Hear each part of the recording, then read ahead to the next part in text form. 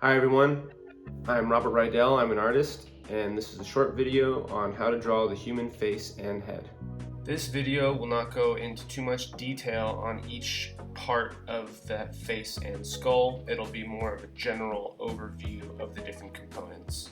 I will be doing another video later on about how the muscles connect, as well as other components like the nose or the ear or the lips or the eyes, which are all important and have specific details. But this video is just a general overview of the human head and face.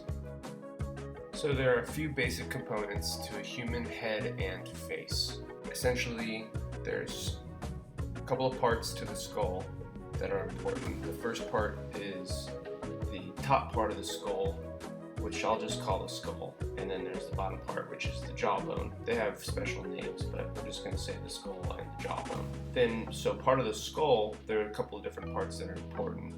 There's the eye socket, there's the cheekbone, there's the nasal cavity, there's the maxilla, which is the top part of where your top teeth come out of, and then of course there's the skull itself, which has a frontal area, a top, and a side. So those are all the different parts that I think you really need to know as an artist. The basic shape of it is it's kind of rounded around the back and it's kind of flat in the front. So if you draw a sort of flat surface area for the face to sit on, you can see human skulls are actually pretty flat on the front. I mean, there's some shape to them, but the roundness is in the top and the back, and then it's sort of flat in front. Once you get some muscle and some cartilage on there, then it starts to protrude out a little bit, but for the most part, the skull is somewhat flat. There's a little bit of a curve to the teeth, there's a little point to the chin, a little space behind the jaw where the cheekbone connects to the skull. That's where the neck connects to the skull. Now, as you draw the skull, you'll notice that there's certain pieces that show through in the face, and there are other pieces that are hidden by the muscles in the face and the cartilage. As I draw the human face on the skull, you can see the parts where there are less muscle showing through, and there are parts where there are more muscle that cover the areas of the skull. The nose is all cartilage, so that's the most, I'd say. The nose and the lips are the most prominent differences between the skull and the face. The eyeball sits right inside the eye socket, and it's good to think of it as a ball. It is round, although it's not perfectly round.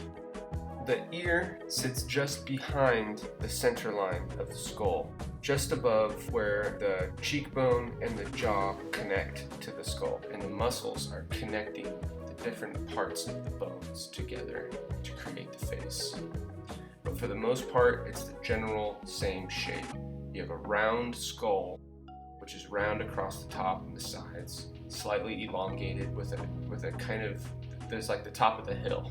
It's not a point, but there's definitely a top of a hill on the top of the head.